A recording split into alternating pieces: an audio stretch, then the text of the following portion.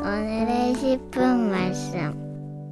잠언 17장 15절부터 28절입니다. 15절 한 절 읽도록 하겠습니다. 악인을 의롭다 하고 의인을 악하다 하는 이 두 사람은 다 여호와께 미움을 받느니라. 잠언 17장 전반부에서는 지혜 있는 자는 꾸준히 가족에서부터 함께 성장함과 동시에 우리들이 경계해야 할 악한 자들의 행동들에 대해 나누었습니다. 오늘 잠언 17장 후반부에서는 계속해서 어리석은 자들의 행동을 나열하며 우리들에게 가르침을 주고 있습니다. 오늘 본문을 통해 혹시 나에게 발견되어지는 어리석음이 있으면 그것을 피하지 말고 인지하시고 과감하게 버리시는 저와 여러분 되시길 바랍니다. 오늘 잠언은 총 5가지 지혜의 가르침을 주고 있습니다. 이 5가지는 절 순서대로 나열되어 있지 않고 서로 섞여 있습니다. 일단 첫 번째는 정의가 무너진 사회입니다. 그리고 두 번째는 어리석은 자, 세 번째는 관계, 그리고 네 번째는 마음, 마지막 5번째는 언어입니다. 첫 번째 부분은 정의가 무너진 사회를 지적하고 있습니다.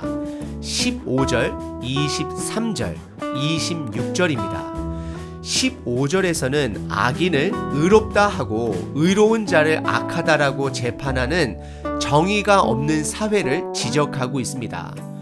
얼마 전에도 멕시코에 아무 죄 없는 한인 여성분이 멕시코에 방문했다가 감옥에서 3년 동안 있다 무죄로 풀려난 뉴스를 접했습니다. 만약 그분이 나의 여동생이었다면 얼마나 마음이 아프고 속상했을까요? 지금 우리가 사는 사회는 정의와 부정이 함께 공존하는 사회입니다. 그리고 23절에 보시면 정의가 무너진 사회에는 뇌물이 있음을 말하고 있습니다. 뇌물을 받고 재판관이 악인을 의롭다 결정합니다. 그리고 26절은 이것이 정직하지 못하고 선하지 못함을 잠언은 말하고 있습니다. 마음이 아프지만 온전한 정의로운 사회는 예전에도 지금도 앞으로도 존재하지 않을 것입니다. 왜냐하면 사회는 사람들이 이끌어가기 때문입니다.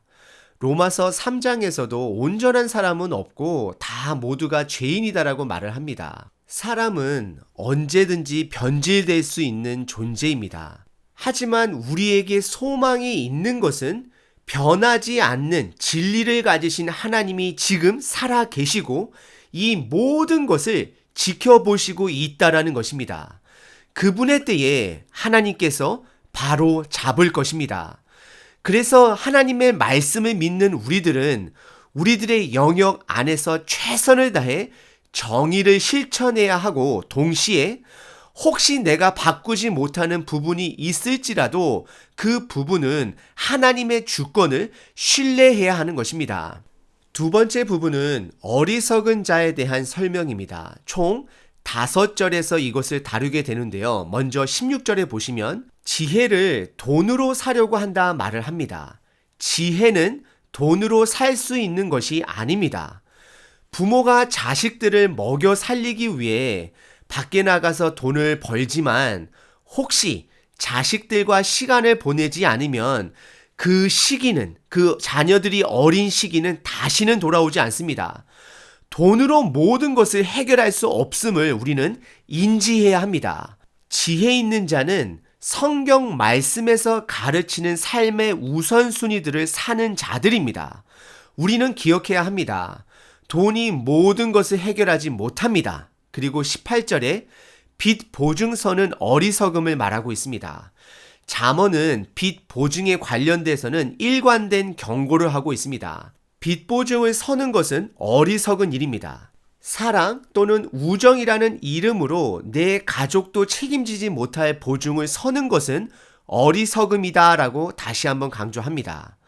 내 한계 안에서 도울 수 있는 만큼 돕는 것이 지혜스러운 자의 모습입니다. 나의 물질적 한계를 아는 것이 지혜로운 행동입니다. 그리고 21절과 25절은 너무나도 당연한 말을 하고 있습니다. 미련한 자식을 둔 부모는 낙이 없고 기쁨이 없고 근심만 있고 고통이 있을 것이다 라고 말을 합니다. 우리는 반대로도 생각을 해봐야 합니다. 혹시 내가 미련한 부모는 아닌지를 한번 돌아보셔야 합니다. 세상의 가치관을 갖고 그 세상의 가치관으로 자녀를 키우는 자들은 성경의 기준으로는 미련한 부모입니다. 믿음의 부모는 자식들에게 성경적 가치관을 심어줘야 하고 가르쳐야 합니다. 성경에서 말하는 삶의 가치관은 내 자녀가 맹목적으로 잘 되는 것이 목적이 아닙니다. 이미 하나님의 은혜를 통해 구원받은 자로서 청지기의 삶을 마땅히 가르쳐야 합니다. 우리 자녀를 통해 이웃들이 복을 받고 하나님의 일에 동참하는 자녀로 양육해야 하는 것입니다. 그래서 24절에 명철한 자는 성경 말씀의 진가를 아는 자들이라 말을 합니다. 하지만 미련한 자들의 관심은 온통 이 땅 끝에 둔다라고 표현하고 있습니다. 없어질 것에 집중하며 사는 자는 미련한 자들이라 잠언은 말하고 있는 것입니다. 부모는 자녀들에게 영원한 것에 가치를 두고 살 것을 마땅히 가르쳐야 합니다. 그리고 세 번째 부분은 관계입니다. 17절에서는 지혜 있는 관계를 설명하고 19절에서는 어리석은 관계를 설명하고 있습니다.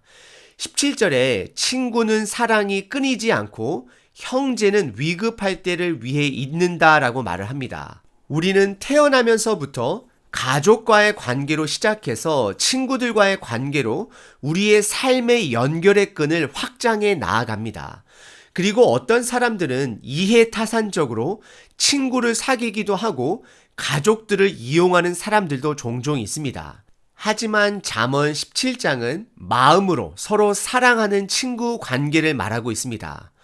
이런 친구의 사랑은 끊어지지 않는다라고 잠언은 말합니다. 구약 성경의 다윗에게 있어서 요나단이 바로 그런 친구였습니다. 여러분은 누군가에게 그런 친구이신가요? 아니면 왜 나에게는 그런 친구가 없는지 하며 생각하고 계신가요? 그리고 가족 또한 위급할 때를 위해 존재한다라고 잠언은 말하는데요. 대부분의 부모들은 자식을 위해 목숨을 아까워하지 않습니다. 가족은 어찌 보면 하나님이 우리들에게 주신 가장 작은 교회의 단위이고 천국의 단위입니다.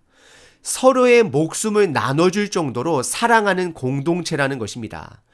예수님은 우리를 위해 그분의 목숨을 기꺼이 내어주셨습니다. 예수님의 그 사랑을 깨닫는 자는 조건 없는 사랑을 경험하는 자들이고 동시에 조건 없는 사랑을 할 수 있는 자들이 되는 것입니다. 이것이 복음인 것입니다.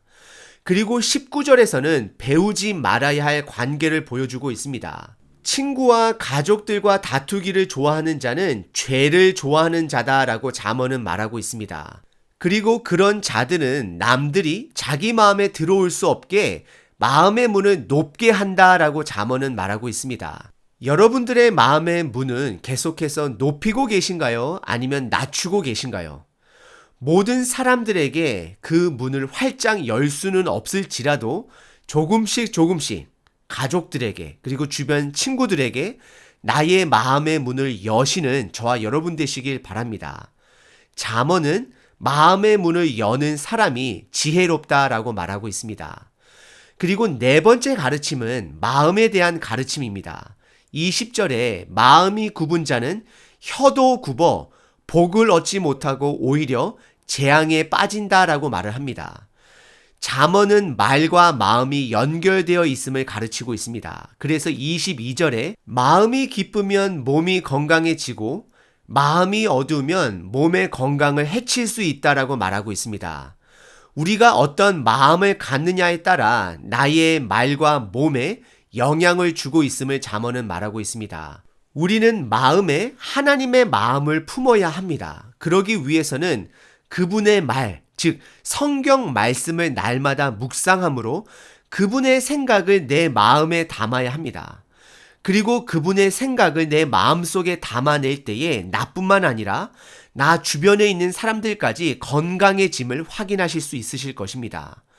지금 코비드 시대에 우리 모두가 백신을 맞게 되면 공동체 안에 면역이 생기는 것처럼 하나님의 마음을 품는 사람, 가족, 교회들이 늘어나면 늘어날수록 우리 사회는 건강해질 것입니다.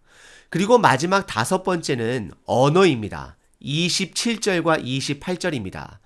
말을 아끼는 자는, 그리고 성품이 냉철한 자는 지식이 있고 명철하다 잠언은 말합니다. 그리고 28절에 미련한 자라도 잠잠하면 지혜로운 자로 여겨질 것이고 그 입술을 닫으면, 말하지 않으면 슬기로운 자로 여겨질 것이다 라고 잠언은 말합니다. 이것은 우리 사람의 말에 실수가 많이 있음을 말하고 있습니다.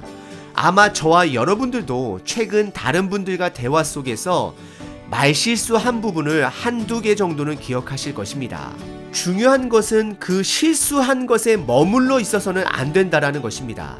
최대한 필요 없는 말을 하지 않는 연습을 해야 하는 것입니다. 너무 말이 없는 것도 답답하지만 필요한 말을 하고 남들을 세우는 말을 하고 사랑의 말을 하는 사람은 잠언은 지혜로운 자다라고 말을 하고 있습니다. 우리의 언어에는 힘이 있습니다. 파워가 있습니다. 주변 사람들을 세우기도 하고 무너뜨리기도 합니다. 내 말로 인해 주변 사람들이 자꾸 무너지는 것 같으면 침묵으로 절제의 연습을 하셔야 합니다. 그리고 내 언어로 인해 주변 사람들이 세워진다라면 절제 가운데 동시에 담대하게 사랑으로 그 언어를 선포해야 합니다. 오늘 잠언은 우리에게 총 5가지 가르침을 주었습니다. 첫 번째는 우리 사회는 부정과 공의가 함께 존재한다라고 말을 하며 우리는 항상 공의의 편에 서야 함을 가르쳤습니다. 그리고 두 번째는 어리석은 자는 이 땅에 없어질 것에, 썩어질 것에 우선순위를 두고 살아가지만 지혜로운 자는 영원한 것이 무엇인지를 인지하고 그것에 마음을 두며 살아간다 말하고 있습니다. 그리고 세 번째는 어리석은 자는 주변 사람들과의 관계에 담을 쌓지만 지혜로운 자는 가족 그리고 친구들과의 관계에서 마음의 문을 열며 서로를 의지하며 살아간다 말을 합니다. 그리고 네 번째는 어리석은 자는 마음에 굽은 마음을 품지만 지혜로운 자는 성경 말씀을 통해 하나님의 마음을 품는 자들이라 라고 말했습니다. 그리고 마지막 5번째는 말에 절제가 있어야 함을 가르쳤습니다. 오늘 하루 비록 우리가 사는 사회가 부정과 어둠이 아직 있다 할지라도 하나님이 살아계심의 소망을 두시길 바랍니다. 그리고 없어질 것에 가치를 두고 사는 자가 아니라 영원한 것을 마음에 품어 나의 주변에 있는 친구들, 가족들과 더욱더 화목하게 지내시는 하루 되시길 바랍니다.